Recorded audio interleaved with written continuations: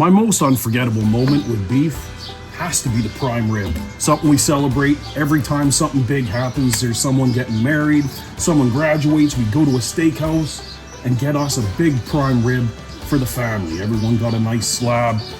My most unforgettable moment was the day my mom found out I could cook a prime rib in the barbecue. I must have been 12, 13 years old, playing around, going grocery shopping with her, and I was able to cook a prime rib by myself in that barbecue, and it was so good that we didn't have to go to a steakhouse ever again.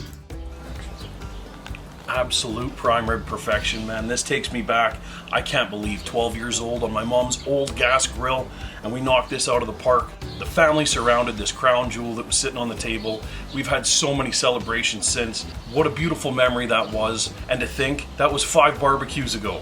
Now we've got barbecues everywhere. It's absolutely amazing. We're making memories every single day now with beautiful slabs of beef.